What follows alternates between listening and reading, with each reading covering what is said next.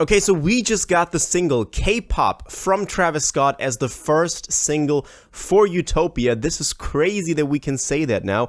I haven't listened to the single yet. We're about to do that together, and let's see what we can learn from the single about Utopia. So let's jump straight into this. If you want to stay up to date with all current hip-hop events and releases, make sure to subscribe and become part of this community. Oh, and also go cop that fresh merch and listen to my new songs in the description. Real quick, if you don't want to listen to this, make sure to skip 10 seconds into the future, but you can now sign up for my free newsletter with the first link in the description. It comes every Sunday, so again in 2 days, and it details everything that's been happening in hip-hop over the past week, so make sure to do that. Okay, so before we talk about anything, I wanted to give this a listen live here so y'all can get my first full reaction. Unfortunately, obviously I can't play this because YouTube will take it down, but I'm gonna listen to this real quick, and after that we'll talk about what we can learn about the album from this single. So let's give this a spin. Okay, so that was that. That is K-Pop, the new single. It wasn't K-Pop. Very thankfully that this is not Travis' attempt at K-Pop. Well, let me take off these headphones real quick because I don't need them no more. But obviously this was just my first listen, but I'm gonna listen to it a lot more over the course of today, obviously, as a lot of y'all will. And I've heard snippets of this before. Obviously, this was the snippet that we've heard Travis play at the club like couple of nights ago, so we knew that kind of this was coming. Also, I've seen the clips, and maybe you've seen those too, of Travis at iHeartRadio, where he took over iHeartRadio. So I've heard snippets of it before, and Chase B and him took over the radio station and played K-pop, every couple of minutes, like every hour basically. So I saw that, and from that I also know that maybe this won't be on Utopia. A lot of y'all also, told me that or DM'd me that Travis kind of hints at this is just the fun stuff before we get into the rawness of opening the gates for Utopia. So maybe this won't be on it, which is a good sign because a lot of people put out negative reviews on this. A lot of people didn't like this, and I see why. I do see why. Now, I think it's alright. It has this, it's not dance hall, it's like this Latin beat to it. Bad Bunny definitely carried, in my opinion. Bad Bunny was the one that I left this and I was like, he was the one that had the best part on here.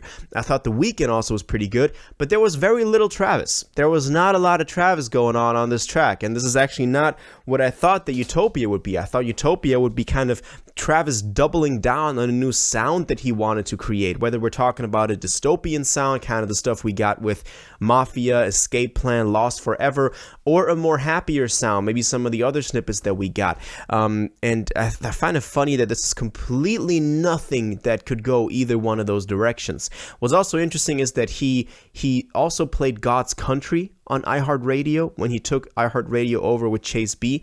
So maybe that hinted at the more utopian sound, but I'm really unsure where this is going right now. Will this be on Utopia? I actually hope not. I hope that this isn't actually part of the track list for Utopia, even though it obviously has two big features, Bad Bunny, The Weeknd. I talked about this in yesterday's video, but him covering all these demographics, he got a Latin singer on there with Bad Bunny, who's obviously the biggest in that regard.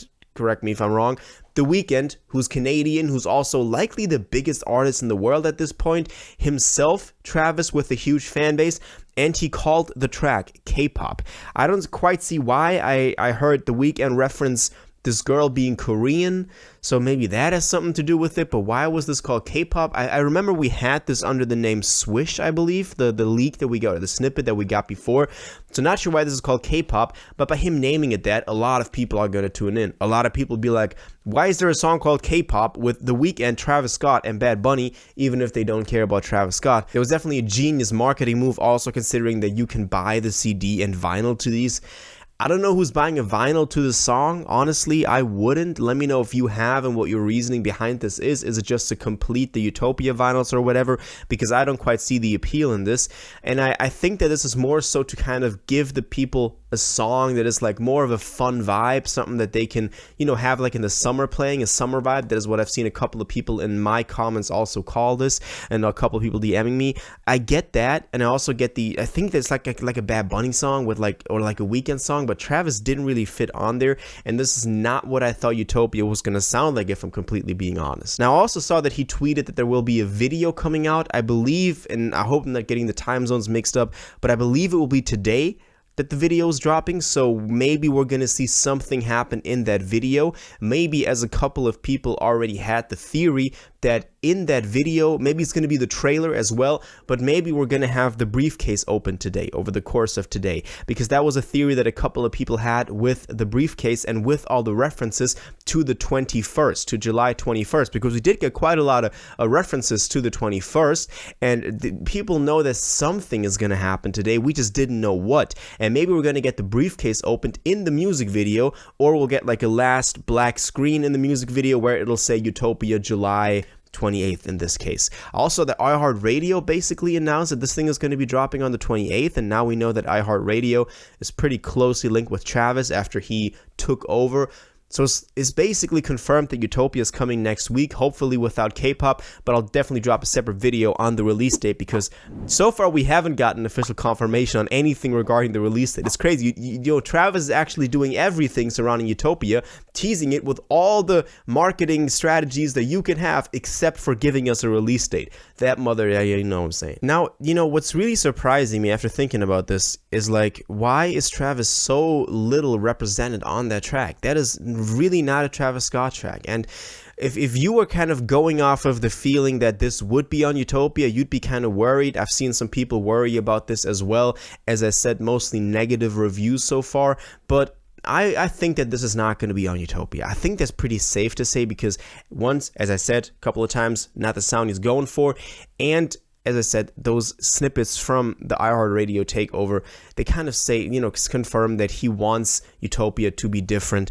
But it's definitely weird. Why would he do this? I mean, now we got a single. It's kind of like, and I've seen people compare it to this as well, it's kind of like Watch was for Astroworld, where he dropped the Kanye and Uzi assisted Watch in like April or May of 2018, and then in August there was Astroworld without Watch on there. But to me, that just seemed like Watch didn't perform as well as he wanted it to, and so that's why he put the year-old butterfly effect on Astroworld, and that's the only reason he switched those two tracks. But in this case, I don't think this was ever planned, because he hasn't released a single in like a long time now. So that could also include the possibility of Franchise being on there, of Mafia being on there, of Escape Plan being on there. Hopefully Lost Forever, Gold Blackberry would also be a candidate that I would have seen drop as a single, but not this K-pop thing.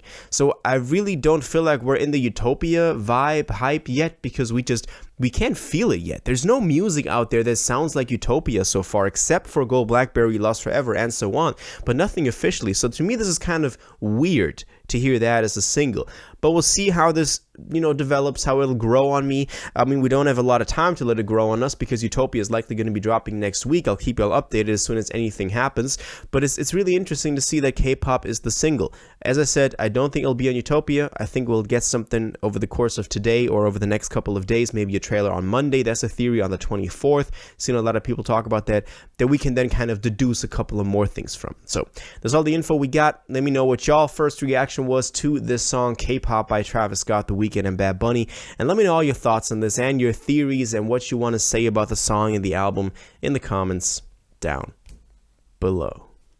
If you watched this video to the end and liked it, and you want to stay up to date with all current hip-hop events and releases, make sure to subscribe, turn on notifications, hit that like button, and go follow my social media, and most importantly, join my Discord in the description. Until the next one, you'll have an incredible day, and y'all take care.